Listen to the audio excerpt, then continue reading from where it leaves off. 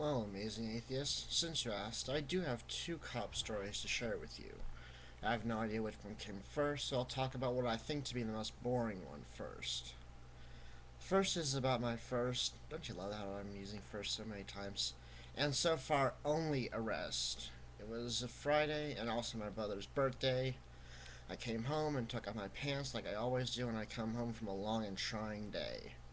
Apparently, that was the wrong thing to do, because some of my brother's friends were over for the party. At that point, every one of my brother's friends had seen me that way, and they didn't complain about it until a member of my family did, especially my mother. Anyway, my mom threw copious amounts of very loud criticism my way, and I was getting very upset at this point. So I did what I was told to do, by my mom, mind you, in this situation, which was to remove myself from it. I went upstairs to calm down by listening to music on my mom's computer, which was the only computer in the house at the time.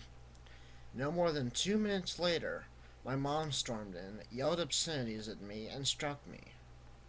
I walked to my room with tears already beginning to form under my eyes. Not because of the strike, but because I was so saddened by my belief that my mother was out to get someone, and I was the unlucky bastard she happened to pick. I went to my room, buried my face in my pillow, and bawled like a baby.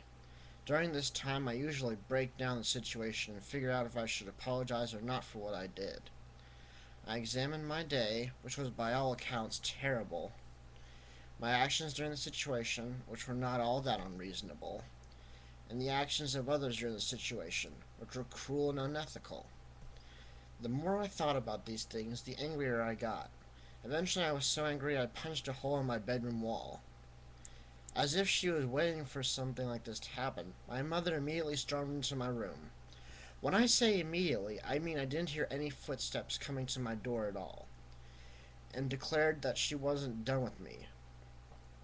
By this time, I had almost had enough, and when I have had enough, I get violence. I didn't want to hurt my mom, so I kindly asked her through my tears to leave, or I might hurt her. My mom instantly saw this as grounds for my arrest, so she told my brother to call the cops on me. I waited patiently for them to arrive, and by the time that they did, I was calm enough to explain my side of the story coherently. Two cops showed up, and to make a long story short, they put me under arrest. I was ushered to the police car and handcuffed. By the way, who the hell designed those handcuffs? They're all one piece, with no chain in the middle. I felt as if they were made of buttered sandpaper. Anyway, I was put into the back seat. Now, in my district, the back seat of the standard cop car is completely separated from the front by a metal barrier with solid plastic windows. The car's model made the back of the front seats hang over the legs of whoever is in the back seat. Since I live in Stupid Town, the barrier is completely straight, so there is just about no leg room in the back seat. If a person had hooves for feet, that person wouldn't be able to fit their hooves on the floor of that back seat. So I had to lie down in the back seat. The cop shows that I watch. What the? The cop shows that I watch are way off. I thought I would be Mirandized before I even got in the cop car. Instead, I had to acknowledge my rights in written form.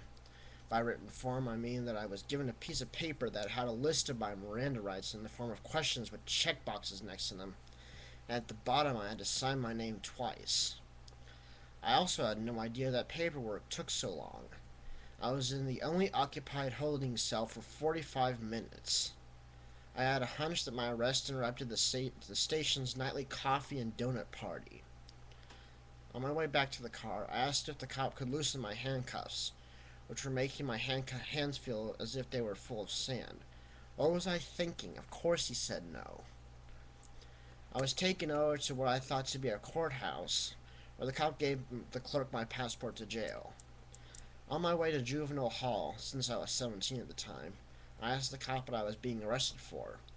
He read the statement that my mom gave to the police before reciting two crimes: $500 of damage and a verbal threat. I had no idea that a person could be arrested on two of the most bogus charges ever conceived. My parents have threatened me plenty of times, and when I was 16, I called the police about it. But the 911 operator gave me a lecture about misusing a 911 service. When I threatened one person one time, I was arrested for it. How unfair and unjust is that?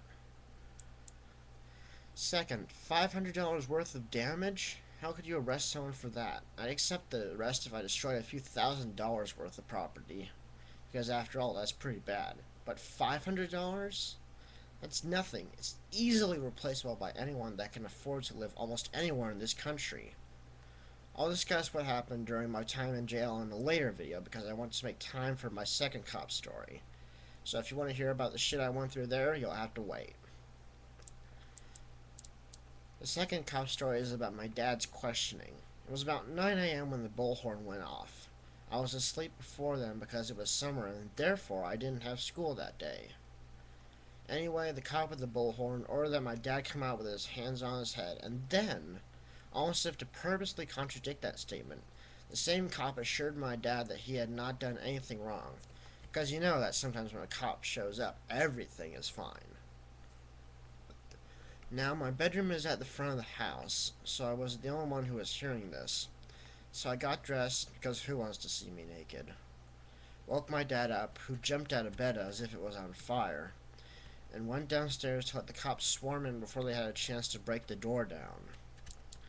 Two of the cops that went in charged upstairs to rudely wake my brothers up, while the other two stayed downstairs and watched me and my dad like hawks watched a carcass. The cops didn't stop me from going to the front door, and when I got there I knew why.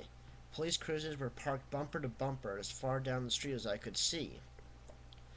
I asked one of the cops at the front door why they came there, and she told me I could hardly justify that much police activity. My dad had missed a court date that no one in my family knew about. I let out my rage at this by asking the other cop a bunch of stupid questions.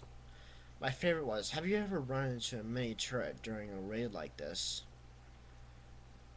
Anyway, after they all left, I called my mom about this. She wanted to talk to my dad, and I somehow managed to keep her from doing so for a while until my lies began to contradict one another, and I handed the phone to my father out of embarrassment. I don't know what happened to me that day. I'm usually a better liar than that. Maybe I was still nervous from being in the same room as a cop. Maybe I was a little mad at my dad for missing his court date. I don't know. Whatever.